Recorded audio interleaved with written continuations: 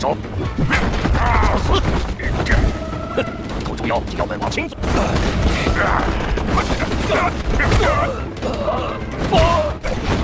不快！只有两下子，要是从前，我可能早就逃走了。但是现在，不要小看老子！给我滚开！ Halo teman-teman, kali ini admin akan melanjutkan alur cerita si Xingji season 5 episode 14, di mana pada episode sebelumnya Tang Sansang bersama murid-muridnya berhasil mengalahkan Tian Manxing dan Ziqian dengan kekuatan mereka. Tapi tiba-tiba saja muncul dewa surgawi bayangan gelap. Melihat dewa itu, Bailang bertanya kepada gurunya siapa orang itu. Tan Sansang mengatakan bahwa dia adalah Raja Zheng Changtian, jenderal wilayah selatan yang terkenal di surga dan merupakan salah satu dari 4 raja surgawi. 是谁？是他们的老大吗？他是边界顶顶他也堕落，4大天王之一，竟也来了。大明的南方将军增长天王，你根本不是同一级别的。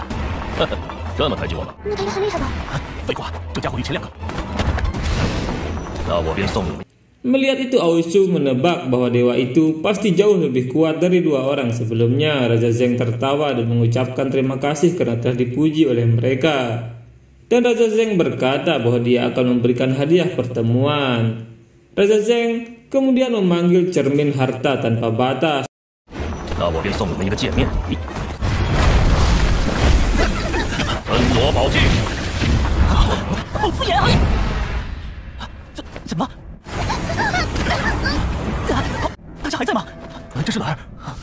Cahaya dari cermin itu sangat menyilaukan sehingga membuat mata mereka semua kesakitan.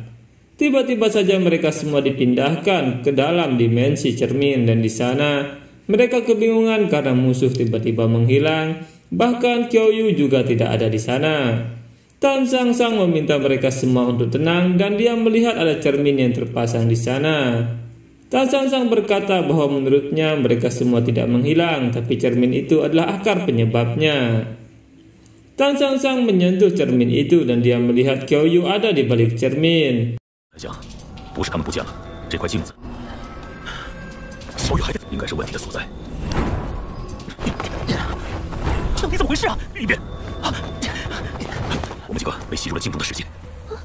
Tan Sansang mengatakan bahwa sekarang mereka sedang terjebak di dalam cermin. Bailang berusaha keluar untuk menolong Kyoyu tapi dia tidak bisa.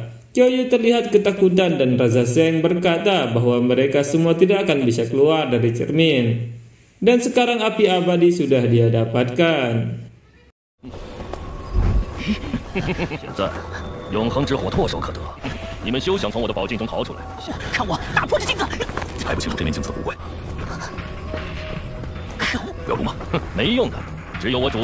Cermin itu tidak bisa dihancurkan dari dalam dan mereka hanya bisa keluar jika dia membatalkan mantra atau menghancurkan cermin dari luar. Tan Sansang berkata bahwa ada satu orang yang bisa menghancurkan cermin ini dan tiba-tiba saja Jubaji muncul di hadapan mereka sambil berkata bahwa selama dia ada di sini tidak ada yang bisa membawa Kyoyu pergi.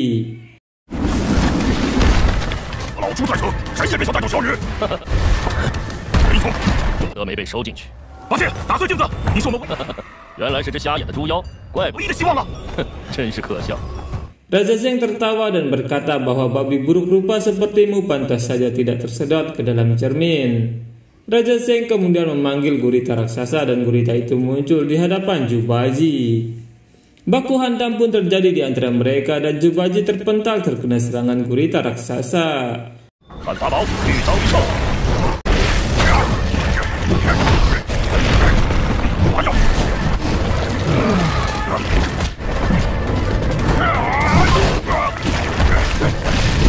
Dengan tentakelnya gurita raksasa mengikat Jubaji hingga Jubaji merintih kesakitan. Raja Zheng berkata bahwa kekuatan Jubaji cukup bagus karena bisa melawan kekuatan hartanya. Melihat Jubaji kesulitan, Bailang sangat ingin keluar membantu, tapi Wu Jing berkata bahwa cermin artefak ini tidak memiliki kelemahan. Saat mereka sedang kebingungan, tiba-tiba muncul banyak monster yang datang menyerang mereka. Aosu diterkam oleh salah satu monster, tapi Wu Jing datang menolongnya lalu bertarung dengan para monster itu. Para monster terus bermunculan dan mereka saling membantu menghadapi monster-monster itu.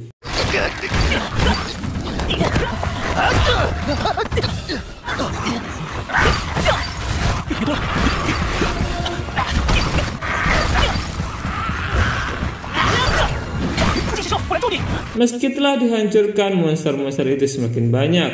Bailang mencoba memanggil jiwa naga api, tapi jiwa naga api tidak mau keluar. Wujing berkata bahwa di sini mereka tidak bisa menggunakan teknik apapun selain kekuatan fisik mereka. Mereka semakin terdesak oleh para monster.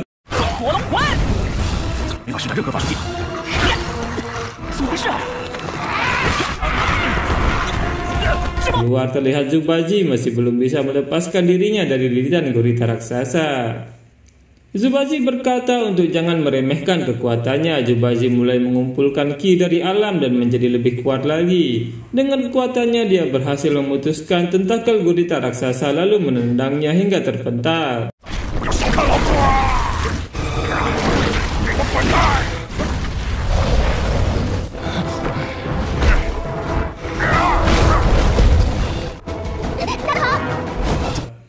Melihat itu Raja Zeng menjadi kesal dan Baji berkata bahwa dia ingin menjadi pahlawan dengan semangat yang membara. Pertarungan sengit pun terjadi antara Raja Zeng dan Zubaji, tapi kemampuan Raja Zeng masih lebih kuat dari Zubaji.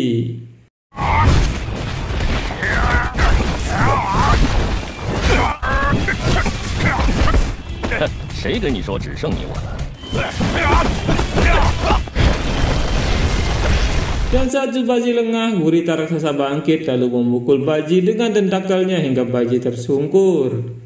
Zubaji berhasil bangkit lagi dan menyerang gurita raksasa, tapi ketika Zubaji mendekat, gurita menyemprotkan tintanya ke arah Baji, sehingga Baji jatuh tersungkur, dan kulitnya terbakar terkena tinta itu.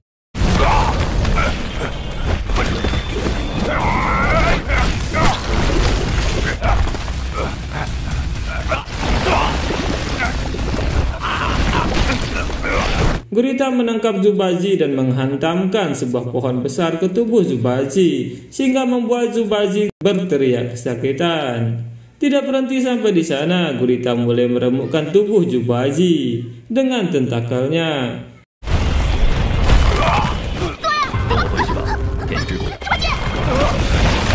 Dan memanfaatkan kesempatan itu, Raja Zeng menangkap Kyoyu.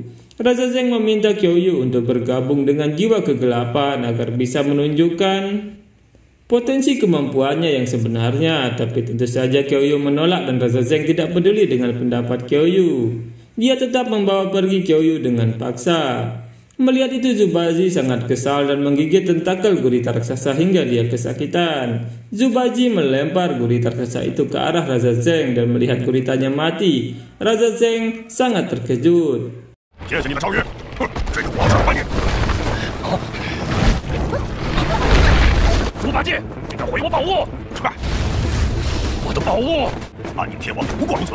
Raja Zeng sangat marah karena Zubaji telah menghancurkan harta berharganya. Tapi Zubaji malah mengejek Raja Surgawi kegelapan yang ternyata sangat lemah. Sebelum Raja Zeng mengeluarkan hartanya lagi, Zubaji berlari menyerang Raja Zeng. Dan kali ini, Zubaji berhasil mendaratkan pukulannya di tubuh Raja Zeng, sehingga membuatnya terpental.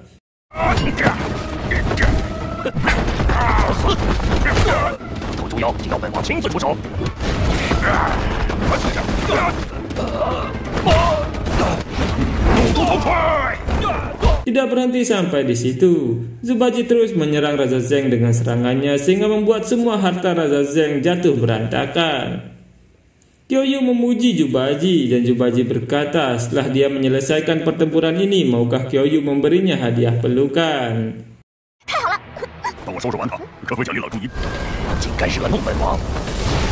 Mendengar itu, Kyoyu tentu saja berkata tidak mau. Sebelum mereka selesai bicara, Raja Zeng bangkit dan bersiap memanggil harta terkuatnya. Saat itu di dalam cermin, Tang Sansang dan yang lainnya masih disibukkan oleh para monster yang tidak ada habis-habisnya. Sehingga mereka sudah hampir pada batasan kekuatan mereka, sehingga mereka semua benar-benar terdesak dan lari dari kepungan monster-monster itu. Melihat monster mulai bermunculan lagi, Wujing berkata bahwa dia merasakan hal yang aneh bahwa pola serangan mereka merupakan ciri khas cermin. Cermin menyedot energi dan kehidupan mereka lalu melahirkan monster cermin. Monster cermin ini akan muncul tanpa henti sampai mereka semua mati kelelahan. Tapi Tang Sangsang meminta mereka untuk tidak menyerah karena Zubazi sedang berjuang untuk membebaskan mereka. Semangat mereka tumbuh kembali dan mereka bersiap menyerang lagi. Sekian video kali ini, kita bertemu lagi pada video berikutnya. Bye-bye.